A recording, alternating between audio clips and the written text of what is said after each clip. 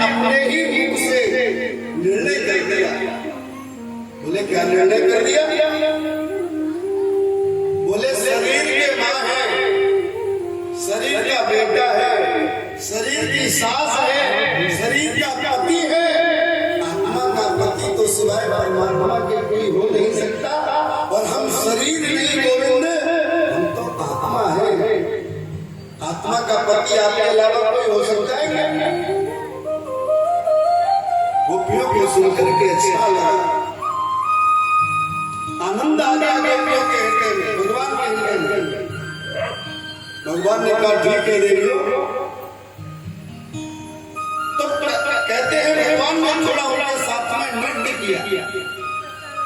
अब नृत्य किया तो गोपिन के मन में एक अभिमान आ गया। अभिमान होता है शरीर का और मान होता है मन का। इधर राधा जी को मान हो गया और गोपियों को अभिमान हो गया। आप बड़े ध्यान से सुनने, बहुत अच्छा लग रहा है। प्रेम से बोलो जय श्री कृष्ण। गोपियों के मन में अभिमान हो गया, हम बहुत सुंदर है ना, ताई लेकर के हमारे सिर में नाच रहे। तो भागवत में लिखा है कि श्री लाडली किशोरी जी को लेकर के मेरे गोविंद वहां से अंतर्धान हो गए। भागवत में राधा नाम कहीं भी सुखदेव स्वामी ने कहा नहीं अपने मुख से। क्यों? क्योंकि राधा रानी गुरु है श्री सुखदेव भगवान। एक बार राधा नाम कहते ही सुखदेव जी की 6 महीने की समाधि लग जाती है। अगर मैंने राधा नाम कह दिया और मेरी समाधि लग गई तो परीक्षित को कथा कौन सुनाएगा? इसीलिए श्री सुखदेव भगवान ने अपने मुख से कहीं भी राधा नाम उच्चारण नहीं किया। बातें नहीं आगे बढ़ी, ध्यान दीजिएगा सज्जनों। राधा रानी को लेकर के प्रभु अंतर्धान हो गए। अब गोपियां तड़प रही है, हे गोविंद कहाँ हो, हे केशव कहाँ हो?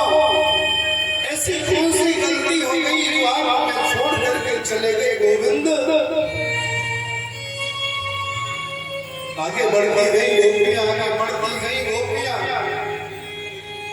आगे चल करके गोपियों ने जब कृष्ण को कहीं भी नहीं पाया तो वहीं पर एक बट का वृक्ष खड़ा था, उससे पूछा कि आपने हमारे गोविंद को देखा है? आपकी बड़ी बड़ी विशाल शाखाएं हैं, जरा देख करके बताओ जंगल में कहीं हमारे कृष्ण आपको दिखाई दे रहे हैं? कोई जवाब नहीं मिला। एक गोपी बोली जा बुद्धि सखी आ गई है, बूढ़ो हो गए जिन्हें बताया वो कहाँ है कृष्ण। स्थिति ऐसी बन गई जिससे हम प्रेम करते हैं वो हमें छोड़ करके चला जाए तो बंधुओं कभी कभी स्थिति ऐसी बन जाती है कि वो प्रेमी जो छोड़ के गया है उसी को खुद को समझने लग जाता है। गोपियों को कृष्ण छोड़ के चले गए तो गोपियों को यही नहीं पता है कि हम जड़ से बात कर रहे हैं या चेतन से बात कर रहे हैं, ये वृक्ष है या मनुष्य है। हमें इससे पूछना चाहिए, इससे नहीं, उनको नहीं पता। पीपल से पूछा, हे ब्रह्मदेव आपकी तो सब पूजा करते हैं, आप ही देख करके बताओ ना कहाँ है हमारे गोविंद। उधर से भी कोई जवाब नहीं मिला। 2-4 घड़ी घोटी पीपल को ही सुना दिया गोपियों ने। तुलसी से पूछा, अरे वृंदा तुम तो मेरे गोविंद के चरणों की प्रेयसी हो, आपके बिना तो मेरे प्रभु भोजन भी स्वीकार नहीं करते, आप ही बता दो मेरे गोविंद कहाँ है? ध्यान दीजिएगा, मैं कहवा को झोंका आया तो तुलसी हिल गई। एक गोपी बोली देख ले मुंह हला के मने कर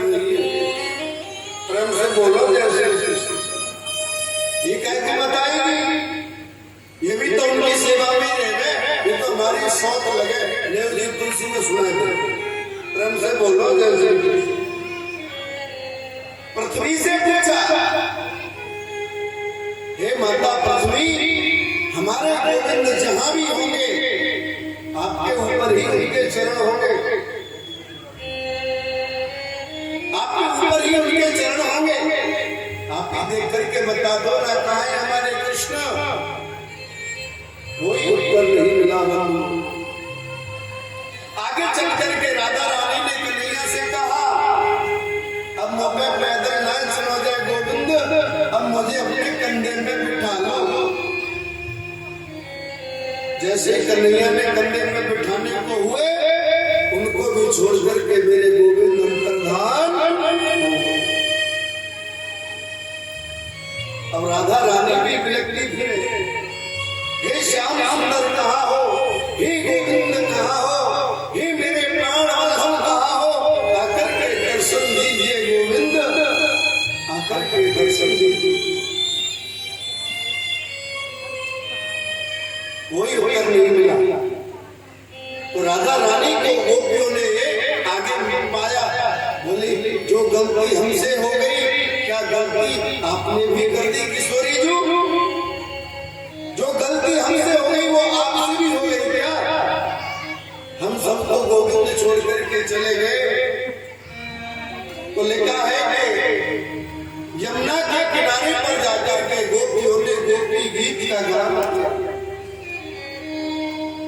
19 नंबर है गोपी गीत की। आइए, गोपी भाव का प्रसंग है, रास पंचाध्यायी का आनंद है। 2-4 श्लोक हम भी गुनगुनाते हैं। संत जन मनीषी जन कहते हैं, जो नित्य गोपी गीत का पाठ करता है उस पर गोविंद की कृपा पात्र रहती है। आइए, उनकी पवित्र सन्निधि में हम सब बैठे हैं, शायद गोविंद हम सब पर कृपा करें।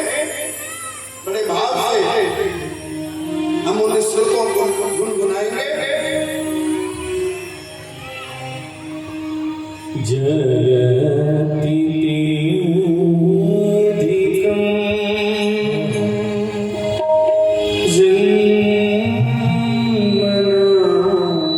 व्रजा सरति धीरा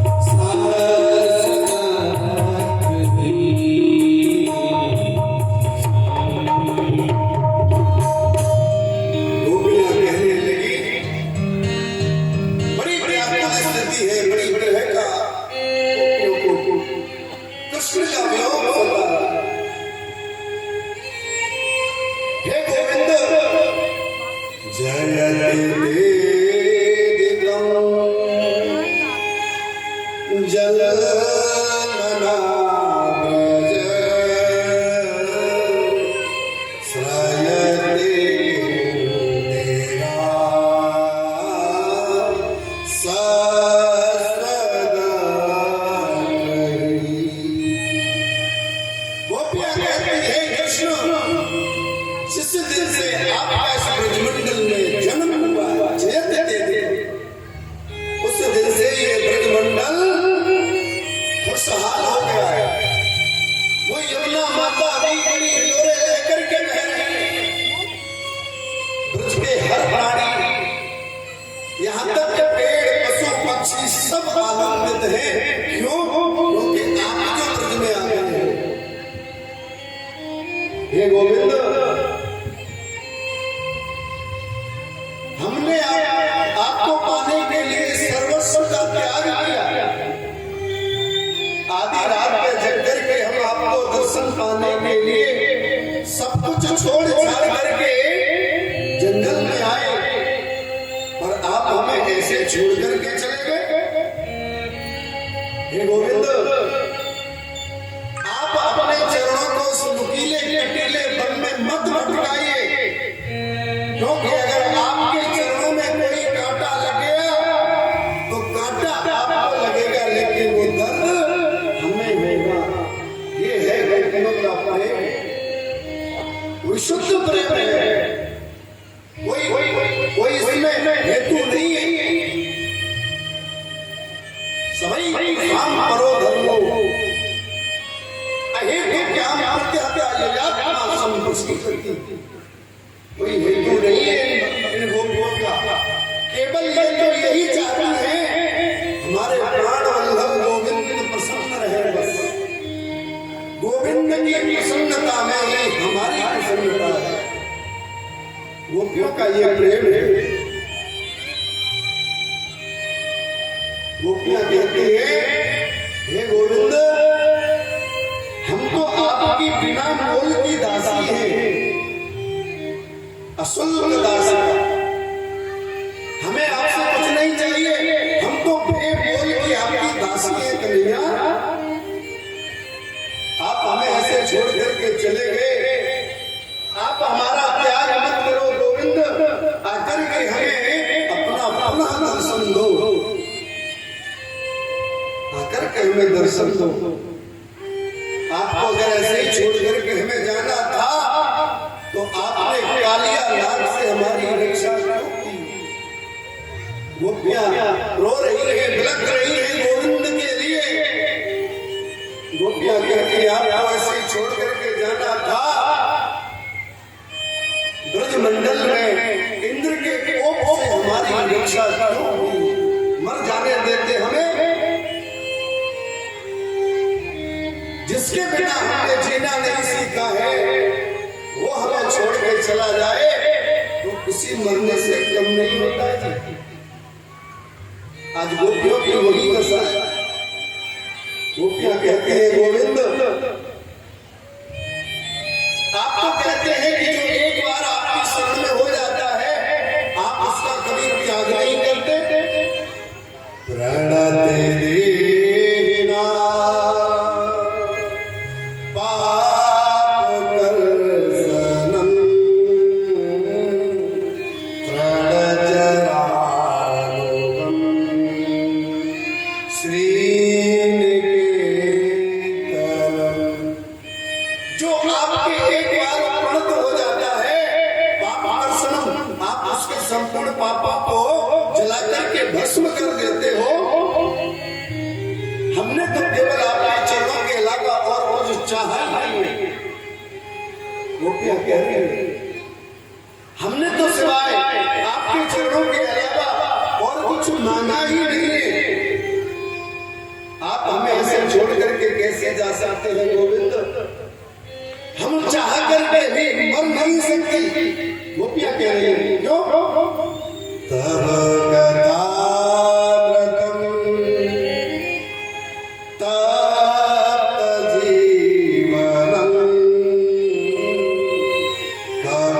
कविभिरीडितम कल्मषापहम्।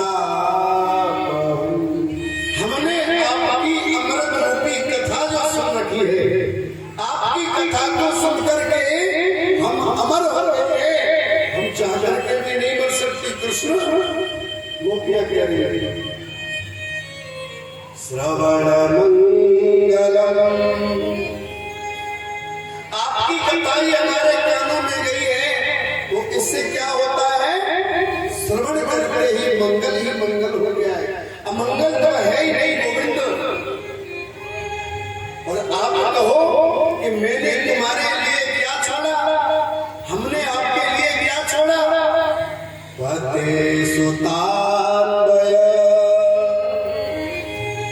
घात बांधवा। आपके लिए रात्रि के समय में पति को, पुत्र को, सबको सोता हुआ छोड़ा।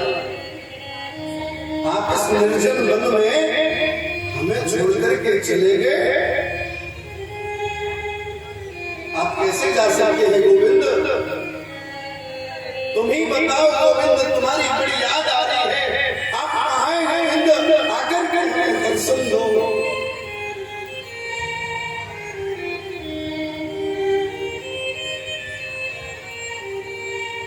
तुम्हारी याद आती है, बताओ क्या करें मोहन।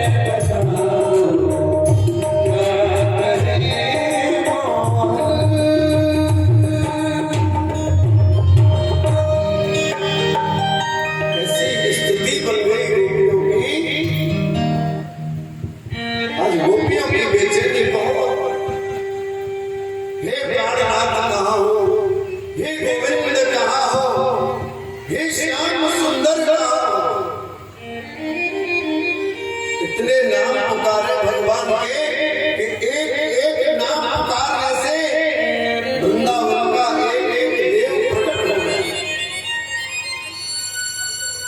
एक एक देव प्रकट हो गया। बंधुओं, भगवान श्री कृष्ण ने मन में विचार किया मर जाएंगी ये मेरे बिना, अब इनकी मैं ज्यादा परीक्षा नहीं ले सकता। भगवान ने मन में विचार किया, देखिए भगवान उन्हीं गोपियों के मध्य में ही थे। जिस जगह पर लाखों स्त्रियां हो उनके बीच में अगर एक पुरुष और वो भी साड़ी पहन ले या कोई चुंदरी पट्टा ओढ़ ले तो क्या वो दिखाई देगा? उन्हीं गोपियों के बीच में ही गोविंद थे, और किसी गोपी की चुंदरी को उन्होंने खींच लिया, ओढ़ लिया था, उन्हीं के बीच में ही थे। और जब गोपियां कहती है श्याम सुंदर कहाँ हो, तो ये श्रीमान जी भी कहते हैं श्याम सुंदर कहाँ हो।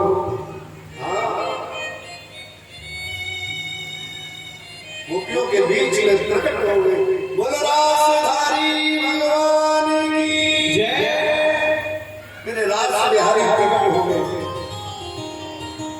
और गोपियां ऐसे देखे उनकी तरफ घूर घूर के भगवान से कहा, भगवान ने कहा देवियों मैं आपको प्रणाम करता हूं, आप धन्य हैं देवियों, हजारों जन्म लेकर के भी मैं आपके इस प्रेम से, इस प्रेम के ऋण से और ऋण नहीं हो सकता। इतना प्रेम करती हो आप मुझे, और वो भी निष्काम, कोई मांगता भी नहीं है कुछ। शांति बनाओ माता हो, प्रेम से बोलो जय श्री कृष्ण।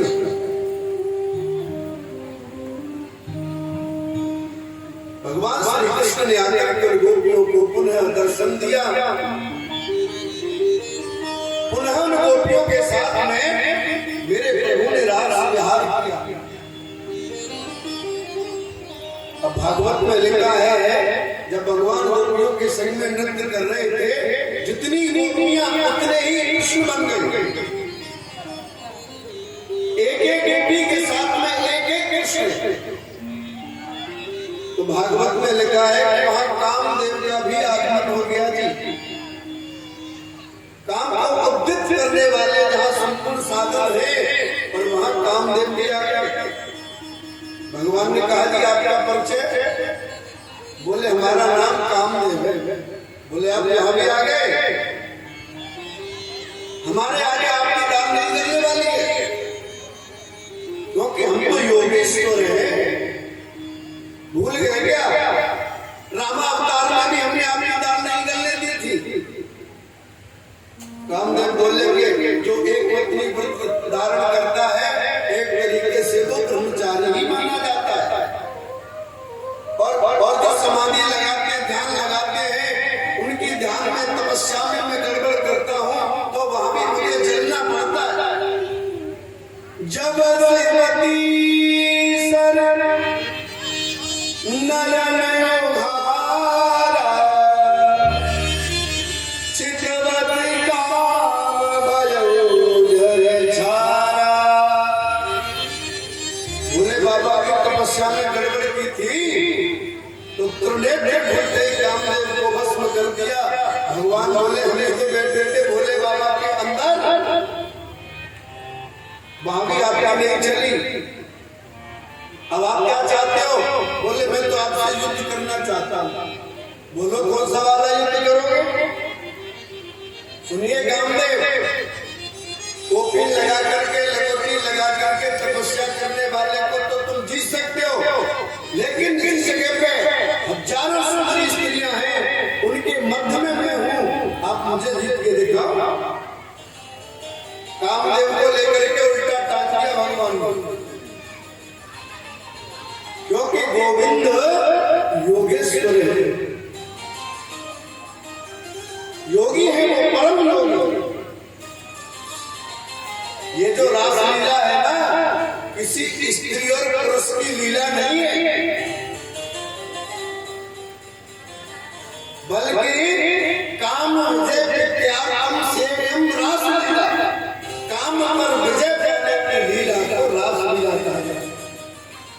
हलवा खाओगे साहब? हम नहीं खाते जी। अरे आपको हलवा दिया, आपने कहा जी हम नहीं खाते,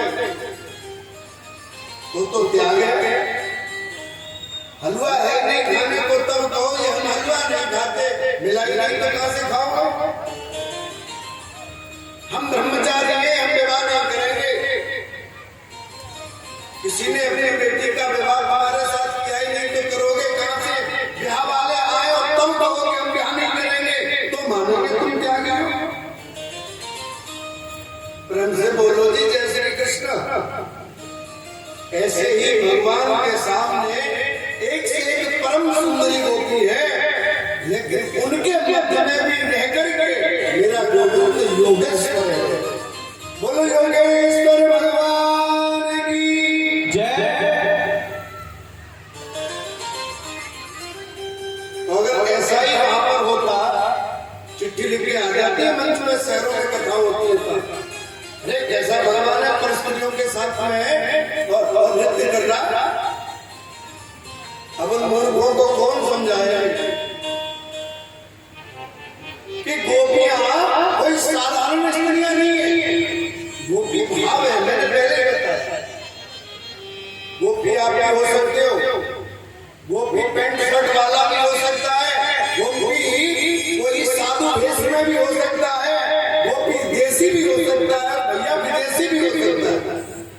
वृंदावन में जाकर के देखो, आपने देखा होगा कितने अंग्रेज लोग देसी परिधान पहनते, धोती लगाते हैं, तिलक लगाते हैं, हाथ में झोली माला लेकर के 24 घंटे हरे कृष्ण हरे कृष्ण हरे कृष्ण करते रहते हैं। उनकी पत्नियों को देखो, सामने से ऐसा लगता है मीराबाई आ रही है। उनके छोटे छोटे बच्चे, उनको भी तिलक लगाती है, उसके भी हाथ में झोली माला रहती है। मैं कम से कम 100-200 ऐसे अंग्रेजों को जानता हूँ वो वृंदावन में इस्कॉन से जुड़े हुए हैं। प्रेम से बोलो जय श्री कृष्ण। तो गोपी एक भाव है, और अगर ऐसा ही वो गलत कार्य होता तो काम के जलाने वाला भोला बाबा वहां पर क्यों आता? मुझे बताओ। स्वयं भोलेनाथ के मन में इच्छा हो गई, हमारे वृंदावन के बगल में है, बाबा नाम में बंसी बट पर रास रचाया था मेरे गोविंद। और भोले बाबा भी माता पार्वती से जिद करने लग गए कि हम भी इस रास में जाएंगे। माता पार्वती ने कहा वहां तो केवल पुरुषों का, स्त्रियों का प्रवेश है, वहां पर कोई पुरुष नहीं जा सकता, पुरुष तो केवल वहां पर एक ही है, उसका नाम है श्री कृष्ण। भोले बाबा बोले तो हमको फिर तुम साड़ी पहना दो। आज की शाम को जो हमारे वृंदावन के महादेव है, जिनका नाम है गोपेश्वर महादेव, रोजाना शाम को नथनी पहनते हैं, साड़ी पहनते हैं, सुंदर श्रृंगार होता है उनका, और वो ब्रज में आज भी गोपी बन के बैठे। अब बताओ भोला बाबा भी गोपी है। स्वयं भोलेनाथ आए, पार्वती मैया ने खूब मना की, लेकिन माने नहीं मेरे भोलेनाथ। एक दिन भोले भंडारी बन के डर से नारी रास में आ गए, रास में आ गए। एक दिन भोले भंडारी बन के डर से नारी रास में आ गए, रास में आ गए। अरे पार्वती जी पार्वती जी बना तुम्हारे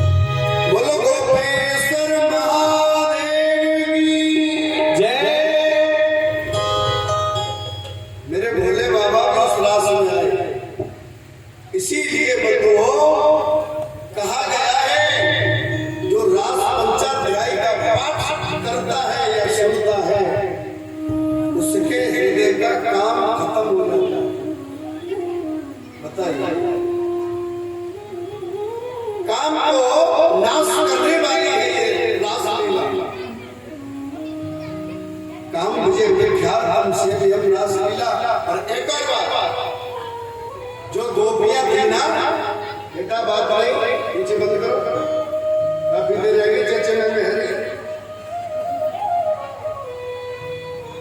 ढंग से बोलो जय श्री कृष्ण।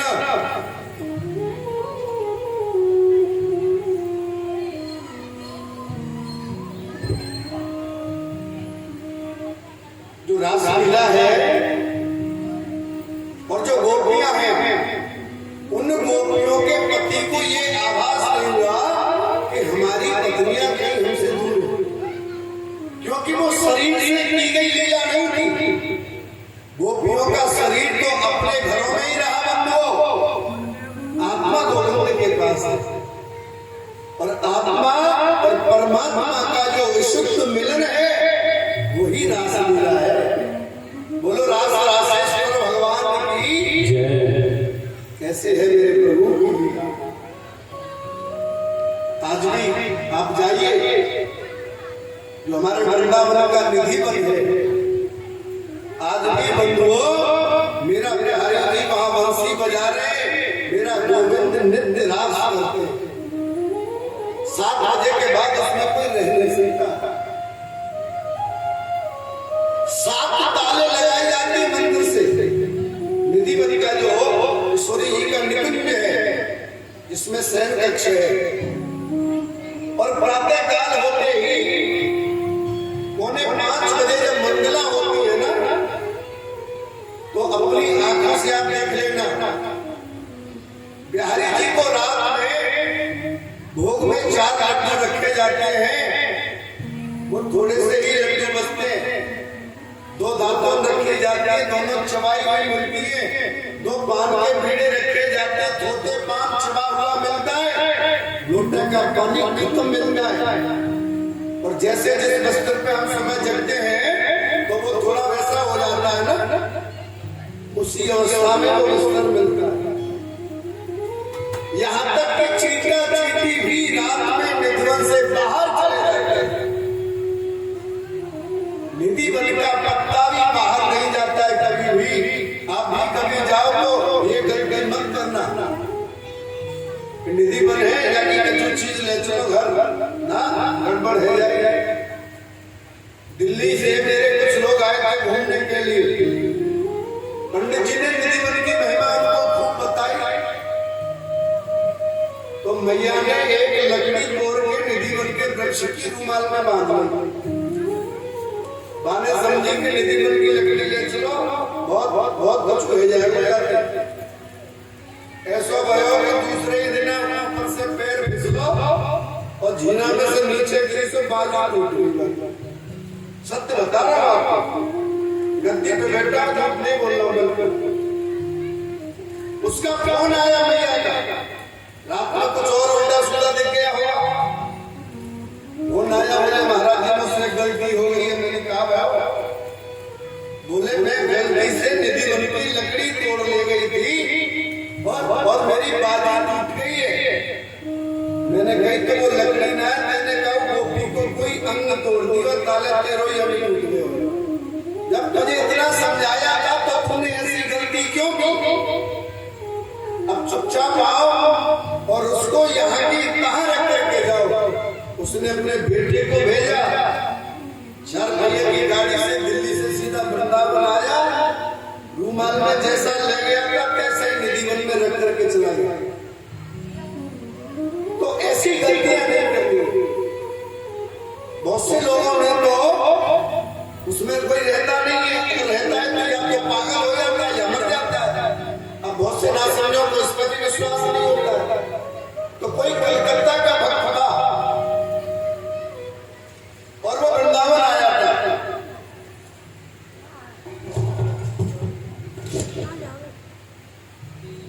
उसके गुरुदेव ने गोवर्धन में उसने कहा होगी सो देखी जाएगी, मैं जब आपकी परीक्षा लेकर देखूं।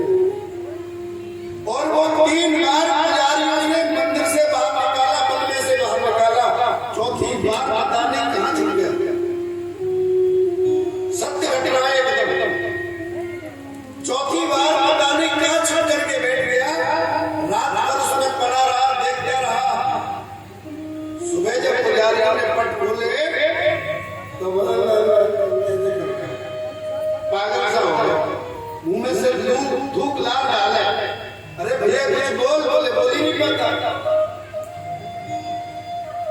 उसने हाथ से लिख करके दिया कि मुझे मेरे गुरु जी के यहाँ गोवर्धन पहुंचा दो।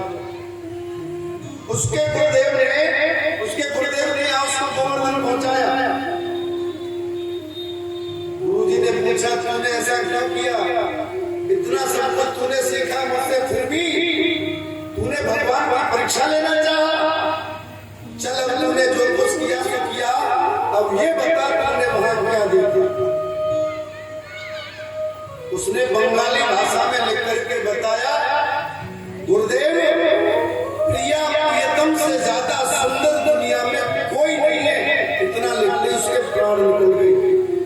और वो पत्र बंगाली भाषा में आज भी हमारे मथुरा का जो संग्रहालय है वो वहां रखा है, जाकर के देख लेना, कांच में लगा हुआ पत्र।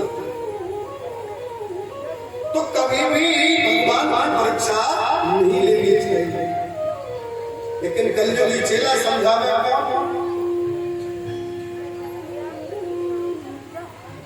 प्रेम से बोलो जय श्री कृष्ण। कलयुगी चेला तो ऐसे ही हो गए। कोई चेला था, गुरु जी सो रहे थे और गुरु जी की बाहर एक गैया बनी थी। गुरु जी ने चेला से कहा, बेटा अब इस गाय को बंधन से मुक्त कर दो। कलयुगी चेला बोला, गुरु जी बंधन से मुक्त करना तो आपका काम है, मेरी सामर्थ्य कहाँ है? आप ही मुझे बंधन से मुक्त कर सकते हैं, ये सामर्थ्य मेरे अंदर नहीं है। गुरुदेव आप ही जाकर के बंधन से मुक्त करो। लो जी कर लो बाबा। गुरु जी ने कहा कोई बात नहीं, हम तो समझ रहे थे चेला मिलेगा, हमें तो गुरु ही मिला। रात्रि का समय हो गया, थोड़ी बारिश भी होने लग गई। गुरु जी ने कहा बेटा बाहर देखो बारिश हो रही है क्या? चेला बोला देखो गुरु जी, ये जो बिल्ली बैठी है ना, ये भी बाहर से ही आई है। इसके सिर पे हाथ बढ़ा करके देखो, इसके शरीर पे अगर बारिश हो रही होगी तो इसका शरीर गीला होगा, और नहीं तो फिर सूखा होगा। तो नहीं हो रही है। गुरु जी बोले वाह, खूब गीला मिला। ठीक है भैया। गुरु जी ने ऐसा भी करके देख लिया। दीपक चल रहा था, रात्रि का समय था। गुरु जी ने कहा बेटा अब इस दीपक को बुझा दो। अरे गुरु जी दीपक का क्या बुझाना? मुंह दो लेन कदम को नहीं, आंख बंद कर लो, समझ लो अंधेरा हो गया। वाह भाई वाह, कलयुगी चेला। हाँ गुरुदेव आंख बंद कर लो, समझो सोई अंधेरा ही है। प्रातः काल हुआ, कोई भक्त बढ़िया लड्डू लेकर के आया था भोग लगाने के लिए मंदिर में। गुरु जी ने भोग लगाया, सबको प्रसाद दिया। उस कलयुगी चेला से पूछा, अरे बेटा लड्डू लेगो क्या? वो बोला गुरुदेव मैंने आपकी तीन आज्ञाओं का उल्लंघन किया है, अगर इसका भी उल्लंघन कर दूंगा तो बड़ा अपराध बनेगा। ना गुरुदेव लड्डू दे दो। से बोलो जय श्री कृष्ण। ताली ताली बजाओगे ऐसे ऐसे बड़े महाराज। बोलो बाकी हरिलाल की जय। हमने मथुरा की ओर चले, कंस महाराज की हालत खराब है। कंस महाराज जो है ना, उसने बहुत से राक्षसों को भेजा, लेकिन कोई राक्षस लौट करके वापस नहीं आया। कंस के मन में बड़ी चिंता हो गई। और मैंने बताया है जो नारद जी हैं वो भगवान के मन है। आइए बड़े ध्यान से इस प्रसंग को श्रवण करेंगे, बहुत ही आनंददायक प्रश्न है। बड़े भाव से आप श्रवण करेंगे। आज और दिन से शांति से आप सुनना, मुझे बहुत अच्छा लग रहा है। बोलिए ना जय श्री कृष्ण। बंधुओं, नारद जी महाराज कंस के पास में पहुंचे और नारद जी ने जाकर के कंस से कहा, बड़ी चिंता में बैठे महाराज, क्या बात है? बड़े व्याकुल नजर आ रहे हो। कंस बोला महाराज आपको सब पता ही है, फिर क्यों पूछ रहे हो? आपको नहीं पता कितना धोखा किया है वसुदेव और देवकी ने मेरे संग में आकाशवाणी ने कहा था कि 8वां जन्म तेरा काल होगा। वो 8वां बालक ब्रज में नंद यशोदा का बालक है। मैंने उसे मारने के लिए कितने राक्षस भेजे, लेकिन नारद जी आज तक कोई लौट करके नहीं आया। आप ही कोई उसके मरने का उपाय बता दीजिए। नारद जी बोले 1 मिनट में बता देंगे। नारद जी का तो सब स्वागत करते, देवता भी इनका स्वागत करते और दैत्य भी इनका स्वागत करते हैं, लेकिन नारद जी वही करते हैं जिसमें धर्म का हित होता है। नारद जी वही करते हैं। ध्यान दीजिएगा सज्जनों, नारद जी से पूछ रहा है कंस, तुम ही कोई उपाय बता दो महाराज। नारद जी ने कही एक काम करो, आप अपने मथुरा नगरी में एक मेले का आयोजन करवाओ। आप अपने मथुरा नगरी में एक धनुष यज्ञ करवाओ। सब पूरे 84 कोस के लोगों को आमंत्रित करो। और सुनिए, कैसे भी वो कृष्ण और बलराम उनको भी बुला लेना। थोड़ा इधर उधर नगर की शोभा सजावट देखने लगेंगे, पीछे से धोखे से मरवा देना। कंस बोला वो बात तो ठीक है, लेकिन उनको बुलाया कैसे जाए? अरे बड़ा आसान है। आपके महल में जो अक्रूर जी रहते हैं ना, नंद यशोदा के महल में उनकी बड़ी पहुंच है। आप अक्रूर जी को भेज देना उन बालकों को बुलाने के लिए। नंद यशोदा को विश्वास है उन पर, और उनके साथ में यहाँ आए फिर मरवा देना। और मैं कुछ नहीं जानता, मैं तो परसों उसको मरा देखना चाहता हूँ। कंस को नारद जी बोले, और नारद जी वहां से सीधे चल दिए। आकर के भगवान कृष्ण के पास पहुंचे और ऐसा रोए पूछे नहीं। आप तो खूब मुरली बजाओ गोविंद, आप तो खूब रास रचाओ, आपको नहीं है चिंता संतों की, आपको नहीं है चिंता भक्तों की, आपको नहीं है चिंता धर्म की। भगवान बोले क्या हुआ? बोले कंस को कब मारूंगा? अब उसके बाप का गला बन गया है, अब उसका जल्दी कल्याण कर दो। उसकी वजह से अनेकों संत नंगे पैरों जंगलों में भटक रहे हैं, आपका भजन छिप करके कर रहे हैं। कब उन संकटों को दूर करोगे?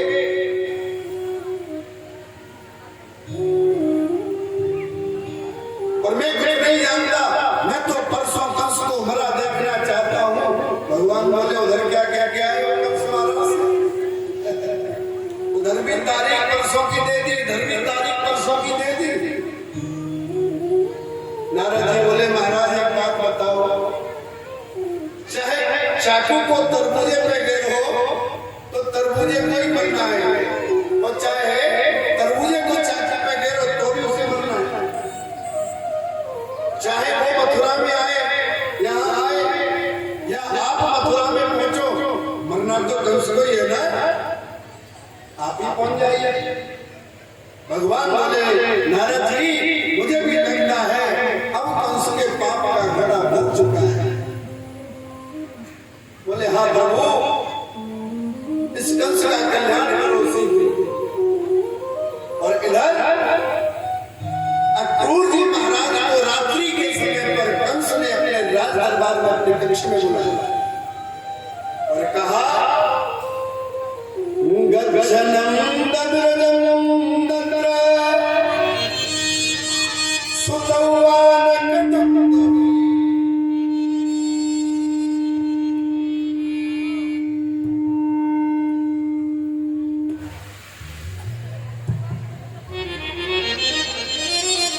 गच्छनं दद्रदं दद्र सुतवानकदुन्दुभि। आप यही बैठे पूरा भाई तुम नए काम का चले जाते तो अपने नहीं बैठो। प्रेम से बोलो जय श्री कृष्ण। अक्रूर जी को बुलाया और कहा अक्रूर जी महाराज कृष्णनंद ब्रजम दत्ता सुतौ आनक दुंदुभी। वसुदेव जी का नाम है कि आनक दुंदुभी भी है। अक्रूर जी आपको वृंदावन जाना है और वहां से जो नंद यशोदा का लाला है ना, वही मेरा काल है। वसुदेव देवकी ने धोखे से भेज दिया था। अब बड़ा होकर के वो मुझे मारे से तुम उसको ले आओ। अक्रूर जी बोले, देखो इस दुष्ट के मन में कैसा प्रभाव आया है, देखो तो सही सही बुद्धि को। अक्रूर जी मन ही मन सोचने लगे, अब ये तो बात में पता चलेगा, वो यहाँ आएंगे कि तू मारा जाएगा या वो, ये तो उनके आने पर ही पता चलेगा ना। अक्रूर जी से कहा, आपको जाना है तो जाओ, नहीं तो फिर आप मेरे स्वभाव से परिचित हो। अक्रूर ने कहा, नहीं जाऊंगा तो ये हत्यारा मुझे भी मार दे। अक्रूर जी रथ लेकर के चले। सज्जनों ध्यान दीजिएगा, सुबह से रथ लेकर के चले हैं अक्रूर जी, और चलते चलते चलते चलते शाम हो गई, दिन बदले को आ गया, सूर्य नारायण ढलने को हो गए। और इधर अक्रूर जी का रथ पहुंचा। अक्रूर जी तो बड़े बड़े प्रसन्न हैं अंदर से, आज मुझे उस परम ब्रह्म नारायण का दर्शन हो जाएगा। अरे मेरे कौन से धर्म का सद्भाग्य रहा होगा जो आज मैं गोविंद का दर्शन अपने आंखों से करूंगा। अक्रूर जी मन ही मन बड़े प्रसन्न हो रहे हैं। घोड़ों की नाक को छोड़ दिया, उधर घास खाते उधर घास खाते खाते खाते खाते सुबह से शाम तक पहुंचे। वृंदावन से अगर व्यक्ति मथुरा में जाए तो 1 घंटे से ज्यादा नहीं लगेगा, पैदल ही पैदल। और यहाँ पर सुबह से शाम तक अक्रूर जी पहुंचे। ध्यान देना बंधुओं, सायंकालीन बेला की भगवान श्री कृष्ण और बलराम अपनी गायों को चरा करके जंगल से लौट रहे थे। अक्रूर जी महाराज को देखा, आकर के चरण बंदन किया, काका जी प्रणाम। और भगवान के जो छोटे छोटे चरण बने थे ना, उन चरणों की धूली को लेकर के अक्रूर जी अपने मस्तक से बार बार लगाते, बार बार लगाते।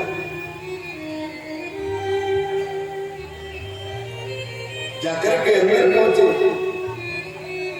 भगवान श्री कृष्ण ने सब जान लिया ये क्यों आए हैं, उनको तो सब पता है ना। ध्यान देना सज्जनों, अक्रूर जी महाराज नंद महल में पहुंचे और नंद महल में जाकर के भगवान श्री कृष्ण ने कहा, काका जी यहाँ किसी को बताना मत कि आप हम दोनों भाइयों को लेने आए हैं।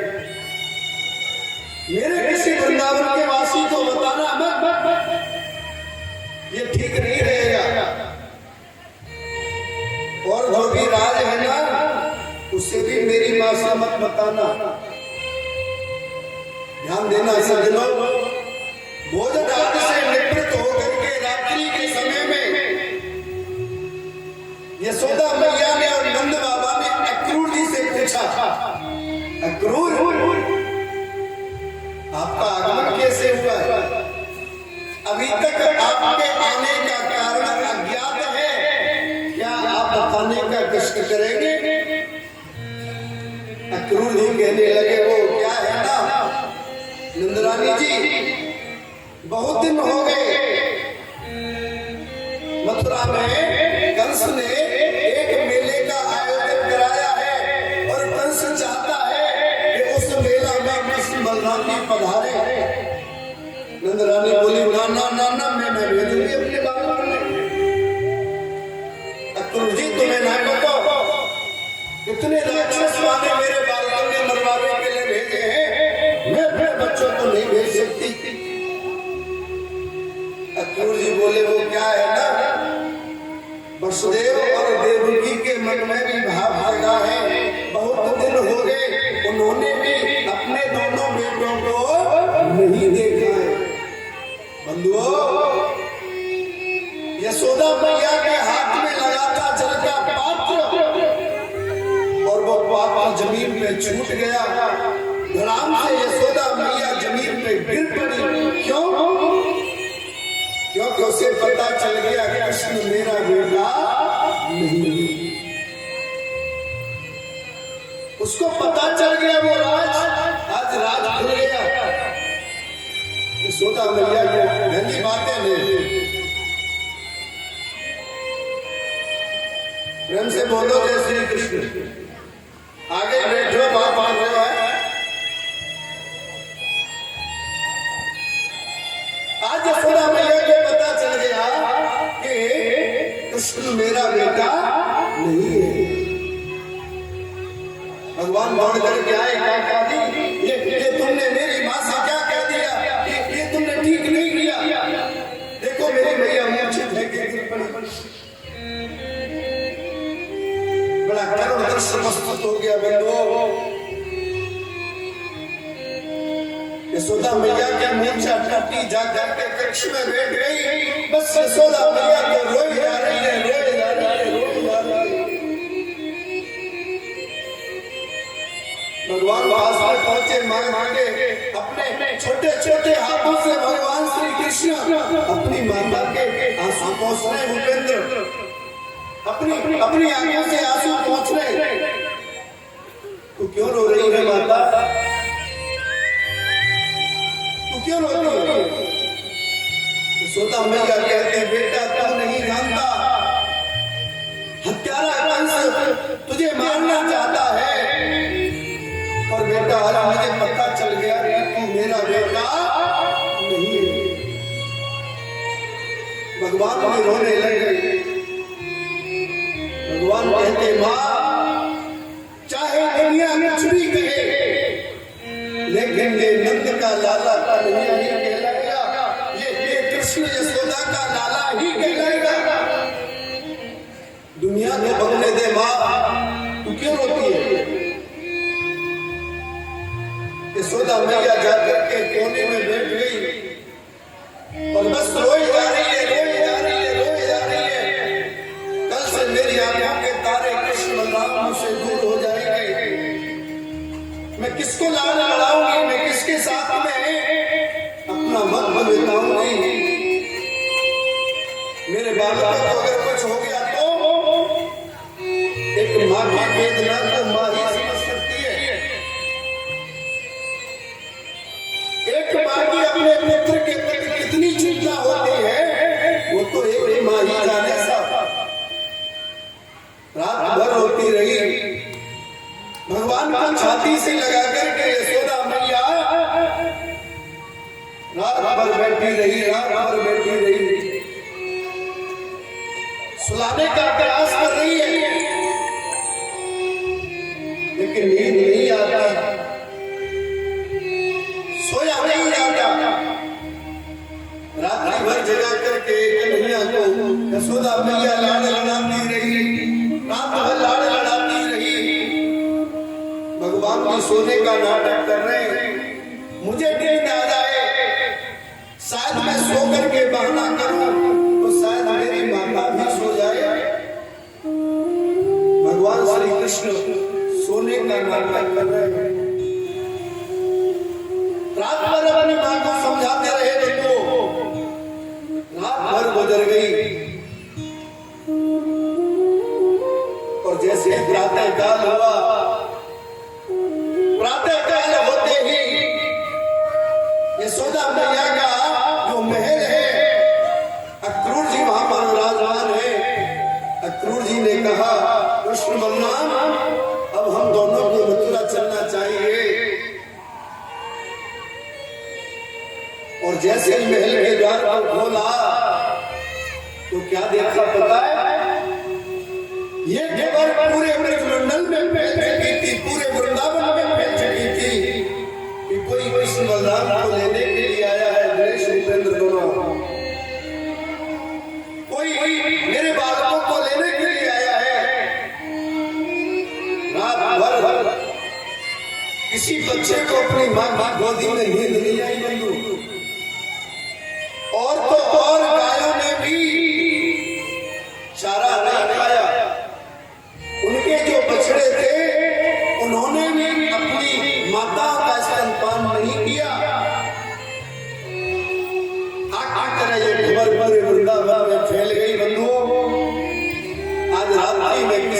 कुछ अच्छा नहीं लगा।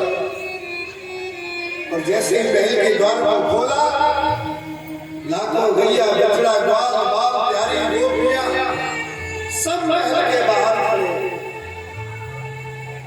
सब रो रहे हैं। कृष्ण कहां जा रहे हैं तुम हमें छोड़कर? आपने कैसे सोच लिया कि आप हमें छोड़कर के जा सकते हैं? कन्हैया के सखा बोले, लाला तू चलो जाएगा तो कल से हमने उनके संग गैया चरावे जाएंगे, हम भी तेरे संग में चलेंगे। भगवान ने कहा चलो। और जैसे ही रथ में बैठे, रथ आगे को बढ़ा, भगवान की प्यारी गोपियां रथ के चक्के के आगे लेट गई, घोड़ों की नाक को पकड़ लिया, कहने लगे ऐसे कैसे छोड़ के चले जाओगे कृष्ण तुम हमें?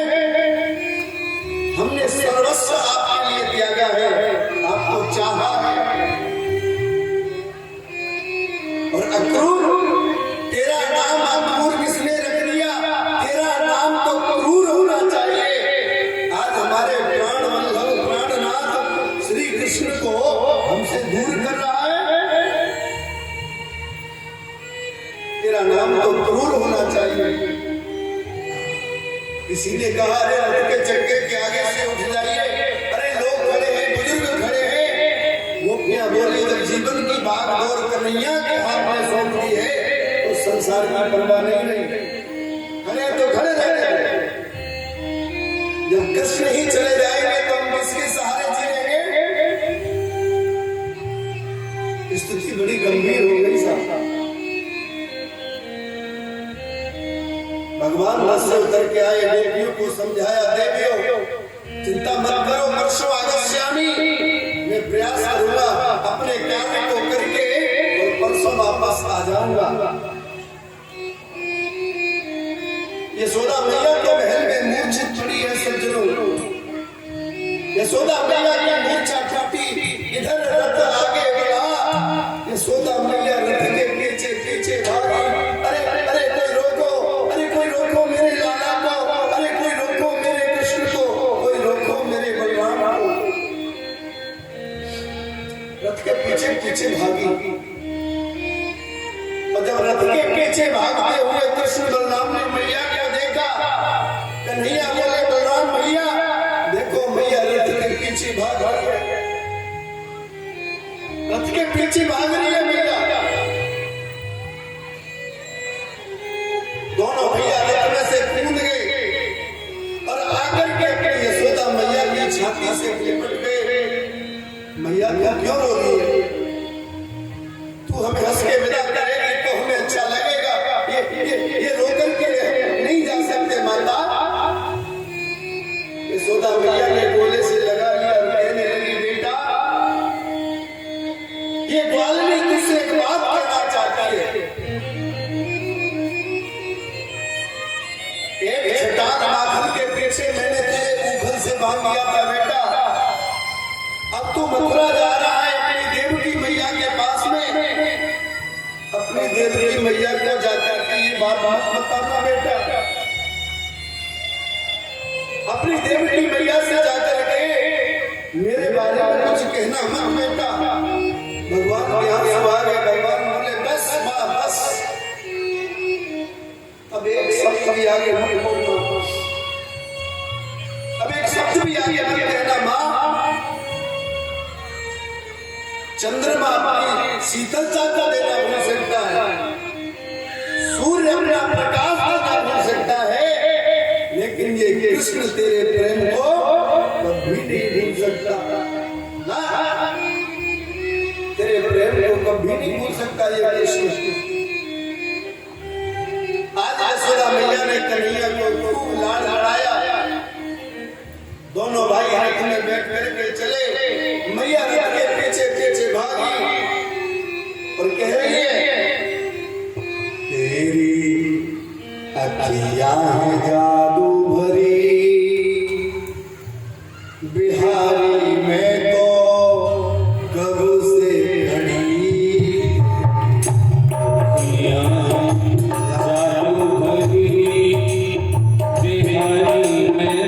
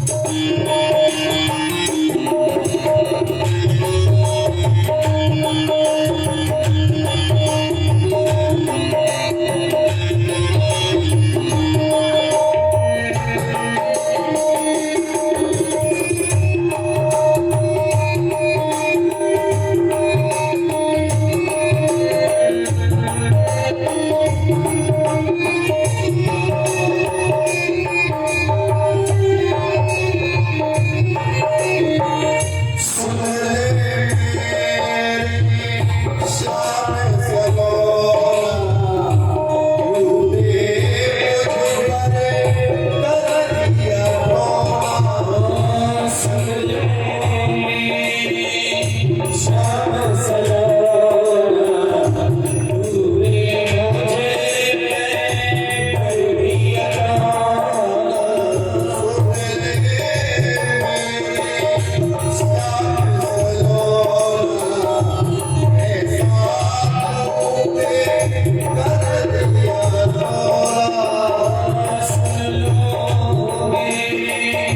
श्याम सलोना तूने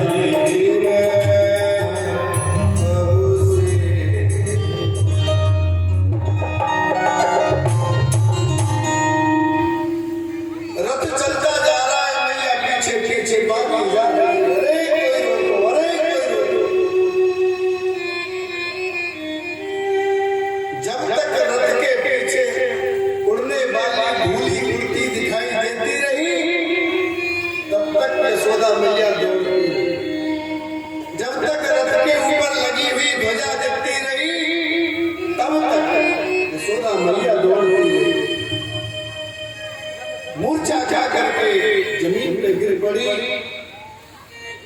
नंद बाबा ने यशोदा मैया से कहा, देवी चिंता मत करो, हम लाला के संग में जाएंगे, आप परेशान मत हो। नंद बाबा भी अपने संग कुछ ब्रजवासियों को लेकर के पहले निकल चुके थे। इधर भगवान वहां पहुंचे तो जो मथुरा में विश्राम घाट है वहां जाकर के प्रभु ने विश्राम किया। क्रूर जी महाराज ने बताया, देखो वो जो बड़ी बड़ी अट्टालिकाएं दिखाई दे रही है कृष्ण, वो तुम्हारे मामा कंस की नगरी है, इसी में कहीं मेरी भी कुटिया है, और अगर कृपा हो जाए तो आज रात्रि को मेरे ही घर पे रखो गोविंद, ध्यान देना। भगवान ने कहा, क्रूर जी मैं आपके घर जरूर आऊंगा, लेकिन जब तक मेरा कार्य सिद्ध नहीं हो जाता, जब तक मैं किसी के घर नहीं जाऊंगा। रात्रि होने में एक पहर बाकी था। भगवान ने कहा, बाबा हम थोड़ा मथुरा नगरी को भ्रमण करे हमें, और वहां पर गए भगवान। उस जगह पर पहुंचे जहां पर धनुष रखा था, और धनुष को भगवान ने देखना चाहा, थोड़ा उठाया तो देखते देखते भगवान ने उस धनुष के दो टुकड़े, इतनी जोर की आवाज आई, महाराज सिंहासन से गिरते गिरते बचे। वापस लौट करके अपने बाबा के पास में आ गए। कंस ने कहा, ये बात क्या की हुई है? किसी द्वारपाल ने कहा, महाराज आज आपने जीवन की सबसे बड़ी गलती कर दी, वो कृष्ण बलराम को तुमने यहाँ बुला लिया, वो धनुष रखा था ना, वो धनुष टूट गया। कंस बोला कि हमारी एक्सपायरी डेट खत्म। ब्रह्म से बोलो जय श्री कृष्ण। अपन भी एक्सपायरी डेट है, क्योंकि भगवान ने कहा था, शिव जी ने शिवाय नारायण के इस धनुष को कोई तोड़ नहीं सकता, और जो इसे तोड़ेगा वो तुझे छोड़ नहीं सकता।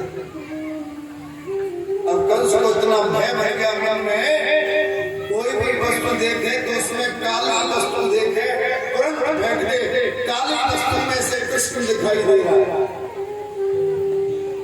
हर काली वस्तु में से कृष्ण दिखाई दे रहा है।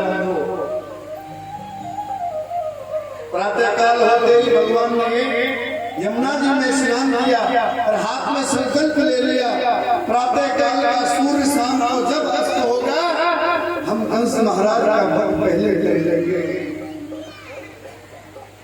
प्रातः काल होते ही सब लोग पधारे नगरी में, मथुरा नगरी में। सब महल के माताएं पुष्प वर्षा कर रही है। कंस ने रोक लगा दी थी, कोई रास्ते में आकर के कृष्ण का स्वागत नहीं करेगा। मथुरा की अम्मा बोली, तेरो नाश है कंस, तू हमें हमारी छत से रोक ले, रास्ते में तो नगरी में तेरा स्वागत। ध्यान देना सज्जनों, किसी किसी माताओं को तो ये भी पता चल गया कि हत्यारे कंस ने इन दोनों बालकों को यहाँ मारने के लिए बुलाया। अब तो ध्यान देना, सब बड़ी बड़ी अम्मा ने अपनी अपनी झोली वाला निकाल ली और भजन कर रही है, हे पटवारी माता, हे चावड़ माता, हे भैरव बाबा, या हत्यारे कंस को कबू भला होए, और हमारा आशीर्वाद हमने जो भजन करो होए, वो इन दोनों बालकन को लग जाए, ये बिल्कुल ठीक रहे। कहते हैं सज्जनों, जो काम दवा नहीं करती वो दुआ कर जाती है, जो काम गोली नहीं करती वो गोली कर जाती है। प्रातः काल होते इधर भगवान पहुंचे। अब ध्यान देना, जो भगवान के सखा है ना, जैसे वस्त्रों से घूम रहे थे उन्हीं वस्त्रों से चले आए, और मथुरा में ऊपर से पुष्प वर्षा हो रही है। कन्हैया के सखा बोले, लाला हमें तो शर्म लग रही है भैया, हम तो जिन कपड़ों के गैया चला रहे वैसे ही चले आए तेरे संग में, पहले हमारे वस्त्रों की व्यवस्था कर भैया। भगवान ने कही चलो, यमुना के किनारे पर कंस महाराज का धोबी कपड़ा धो रहा था। भगवान ने कहीं जाके रखे, मामा जी राम राम। धोबी ऊपर नीचे देखे, ये कौन आ गया भैया? भगवान ने कहा, एक काम करो मामा जी, आप हमारे सखन की वस्तु दे दो, वापस जाएंगे तो लौटा जाएंगे। इस धोबी को इतनी गुस्सा आई, भगवान से पता नहीं क्या क्या कहने लग गया। क्यों? कंस महाराज के घर का जो धोबी है, प्रधानमंत्री जी में कम वोल्टेज होते हैं, इनके पीए में वोल्टेज ज्यादा होते हैं जी। प्रेम से बोलो जय श्री कृष्ण। और पता नहीं क्या क्या कहने लग गया। गाँव के ग्वालिया चले आए, राय वस्त्रों को पहनना चाहते हो, जो महाराज कंस करेंगे वो मैं ही कर दूंगा। भगवान ने एक ऐसा तमाचा मारा, इसका सर कट करके बीच मार्केट में गिरा। चारों तरफ धोबी घाट में हाहाकार मच गए। चलियो भैया, बचियो रे, अरे भागियो भैया, पूतना मारने वालों आए गए हो, पूतना मारने वालों आए गए। पूरी मथुरा में हल्ला हो गया। अब सबको ये भी पता चल गया, हो न हो कंस को तो भैया यही मारना गया। कंस के अत्याचार से सब दुखी थे। उसने कहा था, कोई भगवान की माला भोली नहीं करना है, यज्ञ करो तो कंसाय स्वाहा, भजन करो तो कंसाय नमः। हम ही भगवान ने हमारे क्रिया किया। कंस ने बिल्कुल सब कुछ प्रतिबंधित कर रखा है। अब सुनिए, भगवान ने कही कोटरी गठरी खोल लो, छाट लो, सब अपने ये पहन लो। सबने पहन लिए। अब चल रहे हैं तो फिर बिना झाड़ू के सड़क साफ कर रही है, क्योंकि नाम से तो बने नहीं थे। बड़े बड़े राक्षसों के कपड़े बोले, लाला तो मगेनी से लग रहा। अच्छा, तो एक दर्जी था, उससे उन वस्त्रों को ठीक कराया। भगवान ने कही, तुम्हें क्या दक्षिणा दें? दर्जी बोलो, जो धोबी है दक्षिणा मिल गई है, वो मैंने देख ली है महाराज, मोई कोई दक्षिणा दक्षिणा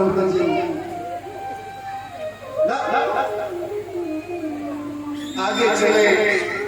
सुदामा नाम के माली से माला कर ली, जो त्रिवक्रा है, शैलेंद्र जिसका नाम है, उससे भगवान ने चंदन लगवाया और दक्षिणा के रूप में भगवान ने उसे सुंदरी बना दिया। अपनी 3 उंगली ली, उसकी थोड़ी के नीचे लगाई और एक झटका मारो महाराज, 3 जगह से टेढ़ी थी सीधी हो गई, रूप था, सुंदर हो गया। ये गोविंद की कृपा है। ऐसी कृपा हुआ बंधु, ध्यान दीजिएगा। बड़ी सुंदर रंगभूमि बनवाई है, जिसे मल्ल विद्या का अखाड़ा कहते हैं। कंस के मन में भय बढ़ गया कि कोलिया अपनी हाथी, जिसमें 10,000 हाथियों का बल था, द्वार पर खड़ा कर रखा है। बलराम जी ने इसके मस्तक पे हार किया, इसका गोविंदा ने नमो नमः कर दिया। एक दांत भगवान ने उखाड़ दिया, एक बलराम जी ने। बोले भैया, जब गेट में गड़बड़ है तो अंदर होगी, हथियार संग लेके चलो। प्रेम से बोलो जय श्री कृष्ण। अंदर पहुंचे, सारे नगर के लोग बैठे, बड़े बड़े पहलवानों को बुलाया है।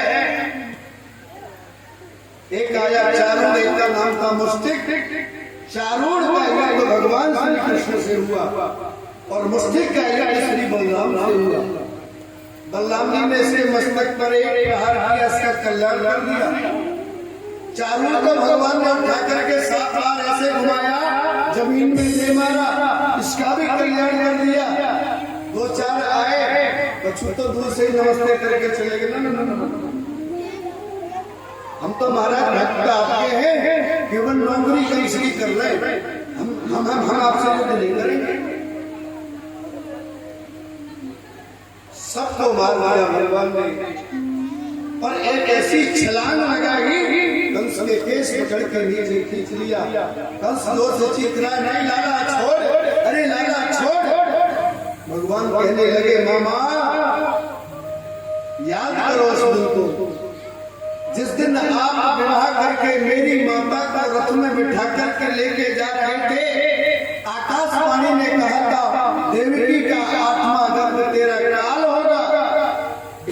सुनते ही तुमने मेरी माता के ऐसे केस पकड़ के रस्सी नीचे खींचा था। आज मैं तुम्हारे केसों को पकड़ रहा हूं तो तुम्हें तकलीफ होती है। जाके पैर में फटी बीमारी सोका जाना पीठ पर आई। आज आपको तकलीफ होती है मामा श्री, ऐसे मेरी माँ को भी तकलीफ हुई होगी। अब तो तुम एक ही काम करो, जितना हो सके मुझे देख लो, तुम्हारी मृत्यु उतनी ही मंगल में हो। कंस घबरा रहा भयभीत है। भगवान ने इसकी छाती पर इतने प्रहार किए, इसका गोविंदाय नमो नमः। सब दौड़ के आए, जैसे टूर्नामेंट में होता है ना मैच, और जो लास्ट की बॉल पर छक्का मर जाता है महाराज, और मैच जब जीत जाते हैं तो सब आकर के जो छक्का मारता है उसको ऐसे उठा लेते हो भैया। ऐसे कृष्ण बलराम को उठा लिया सबने, और जोर जोर जयकारा लगाओ, बोलो कृष्ण बलराम की जय जयकार हो गई। सबसे पहले भगवान ने जाकर के अपने माँ बाप को कारागृह से मुक्त किया, अपने नाना हुसैन को मुक्त किया, अपने नाना देवक जी महाराज को कैद से मुक्त किया, और नंद बाबा ने कृष्ण बलराम का हाथ लेकर के श्री वसुदेव देव के हाथ में दे दिया। वसुदेव जी ये रहे आपके दोनों पुत्र। कहते कहते रो गए श्री नंद जी महाराज, ये आपके दोनों बेटे आपको मैं सौंपने जा रहा हूँ। कन्हैया के सखा बोले लाला आप तो अपने गांव गांव चले गो। भगवान के भी बेटे सजल हो गए। गोविंद बोले आप पहुंचिए, मैं आने का प्रयास करूंगा। भगवान को भी बहुत दुख है, मैं परसों की कह करके आया हूँ, जबकि मुझे परसों तक नहीं जाना है, तो मैं परसों की कह करके क्यों आया। बूढ़ी मैया मेरे रथ के पीछे भागी, मैंने उससे क्यों झूठ बोला। भगवान भी रो गए।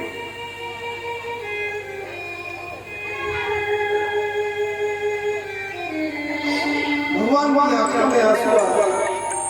जब मुझे नहीं जाना था तो मैंने क्यों झूठ बोला मां से। इधर 3 दिन हो गए, ये तारीख में यशोदा मैया खड़ी है।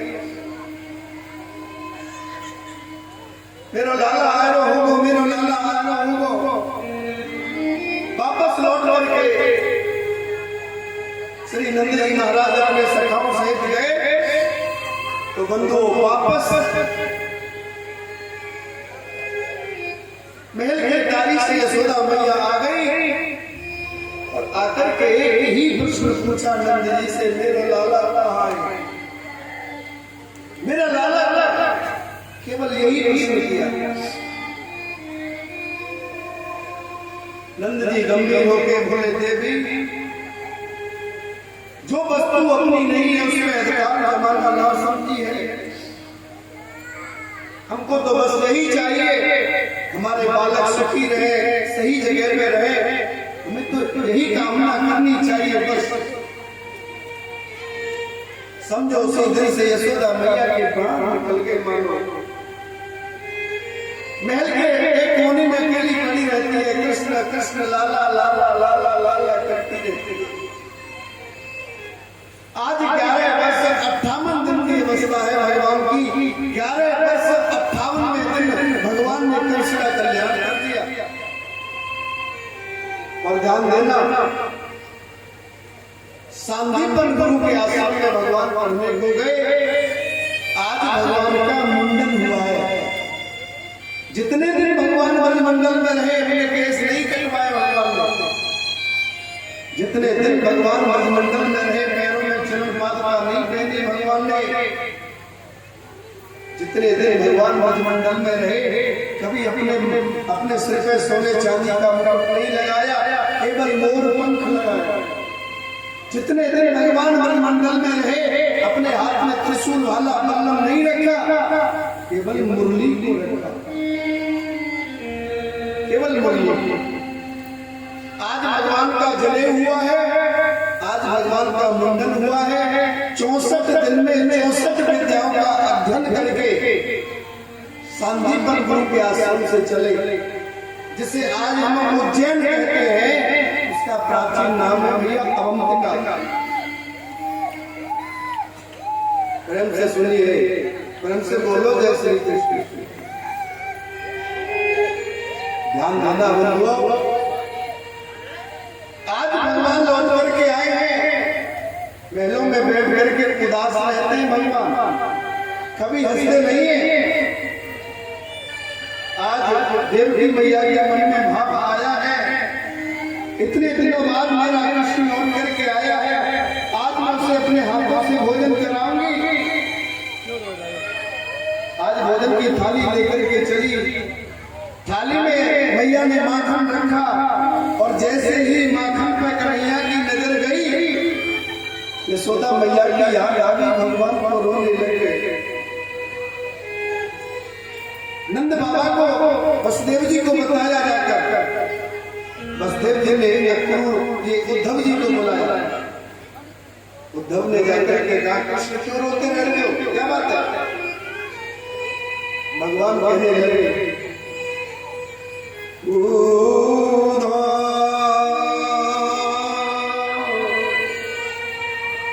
ब्रज मोहे बिसरते ना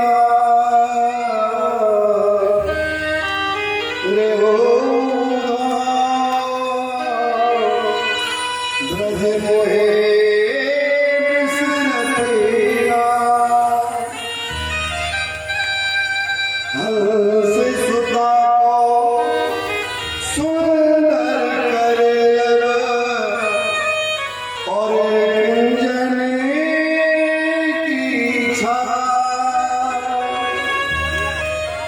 जब सूरत आवत बा सुख की, जिया मगते सुधना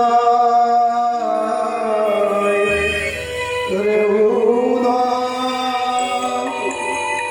ब्रज मोहे बिसरते ना। यह मथुरा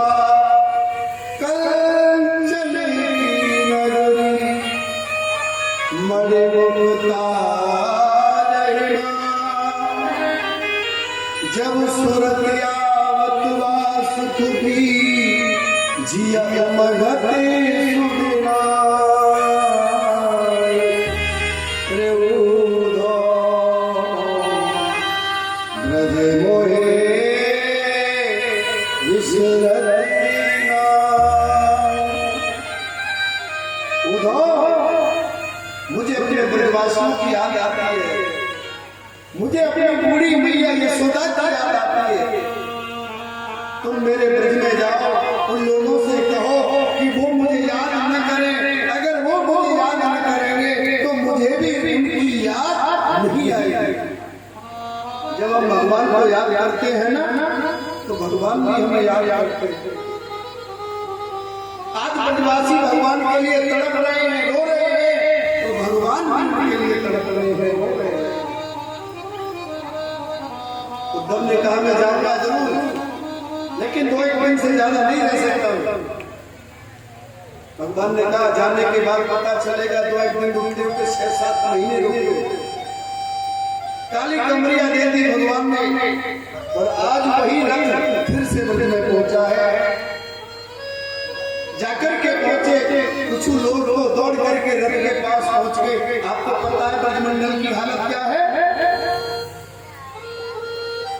दिन रात छोटे छोटे बाल मथुरा के जाने वाले मार्ग पर बैठे रहते हैं, शायद आज हमारा वाला आ जाए, आ जाए, आ जाए। उधर मैया महल की अटारी पे खड़े होकर के देखती रहती है, आज मेरा वाला आ रहा हो। और जब शाम को नहीं आता, तो ये बालक जाके मैया से कहते, मैया आज ना आयो तेरे लाला। रात में जाकर के फिर सो जाते, फिर सुबह होने का इंतजार करते। आज वो रथ आया है, दौड़ करके पहुंच गए पास में। पालकी के पर्दे को हटाया तो उसमें कृष्ण नहीं है, कृष्ण के सखा उद्धव बैठे। उन्होंने कहा भैया जी जय श्री कृष्ण, मैं उद्धव कृष्ण का सखा भी हूँ और यदुवंश का महामंत्री भी हूँ। मुझे नंदरानी के द्वार पर जाना है, क्या आप मुझे नंदरानी का महल बताएंगे? सखा कहने लगे भैया अब नंदरानी का महल कोई पूछता नहीं है, अब तो रास्ता सीधा हो गया है। ये जो जल तुम बहता हुआ देख रहे हो ना, इस जल के किनारे किनारे किनारे किनारे चले जाओ, जहां से इस जल का उद्गम है वही नंदरानी का महल है। ये किसी नदी नाले का पनारे का जल नहीं है।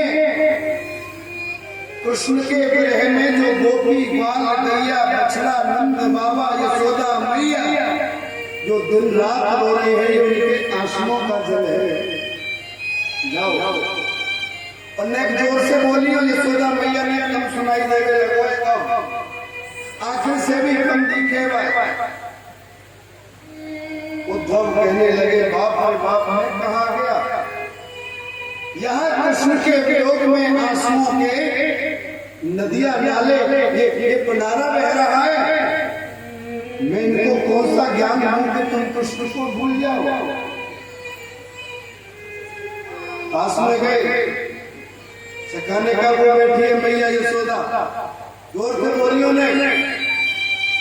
उद्धव जी पास में गए, उद्धव जी ने कहा मैया जय श्री कृष्ण। यशोदा मैया बोली धीरे बोल, मेरो लाला जल जाएगा। क्योंकि यशोदा मैया को तो यही लगता है मेरा लाला मुझसे दूर नहीं गया है, वो तो पल्ला नहीं सो रो। उद्धव जी बोले कहाँ है तुम्हारे लाला? मैया मुझे दिखा दो, मुझे भी थोड़ा उनका दर्शन करना है। पन्ना के पास में गई, हाथ से ऐसे टटोलने लगी, पन्ना को खाली पाया, आराम से जमीन में गिर गई, मूर्छित हो गई। ये स्थिति है। रात भर कृष्ण चर्चा चलती रही, रात भर। प्रातः काल होते ही गोपियों के पास में कृष्ण ये उद्धव गए, बहुत समझाया इन्होंने गोपियों को, लेकिन गोपियां कहती अगर वो निर्गुण है, निराकार है, तो हमारे घरों में आकर के कैसे माटी मटका फोड़ता है, माखन चुराता था। ये निर्गुण का ज्ञान हमें मत दो उद्धव। देखो वो बैठे कृष्ण, उद्धव कहते मुझे नहीं दिखते, बोले वो बैठे। उद्धव कहते नहीं दिखते, एक गोपी कहती वो रहे, हमको दिख रहे तुम्हें नहीं दिखते। ये ऊधो सूधो है गयो सुन गोपिन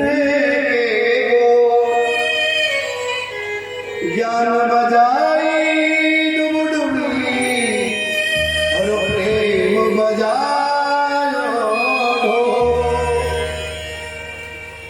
ऊधों का ज्ञान रखा रह गया। गोपियां कह रही हैं कृष्ण तन कृष्ण मन, कृष्ण ही हमारा धन है। आठों याम ऊधो हमें कृष्ण ही सुकाम है। ऊधो तुम भये डोरे, पापी लगे आए डोरे। तेरा योग कौन जाने, यहाँ रोग रोग श्याम है। ये योग अपने पास में रखो। सुखदेव भगवान से परीक्षित ने पूछा, वो ज्ञान की चदरिया लेकर के गए थे, उसका क्या हुआ? कि वो चदरिया के गुदड़िया बन गई। वृंदावन में जगह है ना ज्ञान गुदड़ी, वही जगह है ज्ञान गुदड़ी। इस प्रकार उद्धव ने जाकर के भगवान को समाचार दिया, बड़ी कृपा करी। उद्धव को प्रेमी बनाना चाहते थे, वो ज्ञानी तो है लेकिन प्रेमी नहीं थे, इसलिए इस लीला को किया भगवान ने उनके साथ में। आगे चल करके जो जरासंध की बेटी है जिनका नाम है अश्वी और प्राप्ति, उन्होंने जरासंध को जाकर के समाचार दिया हमारे वैधव्य का कारण श्री कृष्ण है। तो जरासंध ने मथुरा पर चढ़ाई कर दी, एक बार नहीं 70 बार, और 23 अक्षौणी सेना लेकर के मथुरा के ऊपर इसने चढ़ाई कर दी। भगवान ने इसे 17 बार हराया, 18वीं बार इसने ब्राह्मणों को मंत्र में बिठाया कि मेरी विजय के लिए तुम यज्ञ करो, अन्यथा अगर मैं अब भी हार गया तो तुम्हें मार दूंगा। भगवान से प्रार्थना की इन ब्राह्मणों ने, और इन ब्राह्मणों की प्राण रक्षा के लिए, ब्राह्मणों के मंत्र की कीर्ति के लिए भगवान 18वीं बार में रण छोड़ करके चले गए। प्रेम से बोलो जय श्री कृष्ण। रण छोड़ राय गोविंद का नाम पड़ गया। अपनी योग माया के माध्यम से प्रभु ने आदेश दिया। सोए थे मथुरा में, आंख खुली तो स्वयं को द्वारका में पाया। आंख खुली तो सब जगह सब कह रहे द्वार कहाँ, द्वार कहाँ, द्वार कहाँ, वो नाम पड़ गया द्वारका। आइए भगवान के विवाह सब में चलते हैं। केवल आज हम मनाएंगे, कल कथा को सुनाएंगे, और कल कथा का विश्राम दिवस है। कल भागवत जी का पूजन, श्री सुखदेव भगवान पूजन, सुदामा चरित्र, भगवान के विवाहों की कथाओं का वर्णन, भगवान के वंश वृद्धि की कथाओं का वर्णन। कल हम सभी कथाओं को यहाँ सुनेंगे, आप सब समय से पधारेंगे। प्रेम से बोलो जय श्री कृष्ण। आज मैं बिल्कुल संक्षिप्त में भगवान के विवाह की थोड़ी प्रक्रिया है, उसे करेंगे। कल भगवान के विवाह की कथा को श्रवण करेंगे। आइए एक छोटा सा सुंदर सा भजन राजू भैया के द्वारा, ठीक उसके बाद हम रुक्मिणी रमण भगवान का दर्शन करेंगे। अभी प्रेम से बोलो जी जय श्री कृष्ण।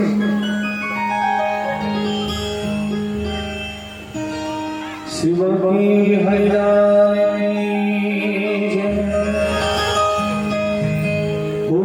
तेरी हो गई शाम, मैं तो तेरी हो गई शाम, ये दुनिया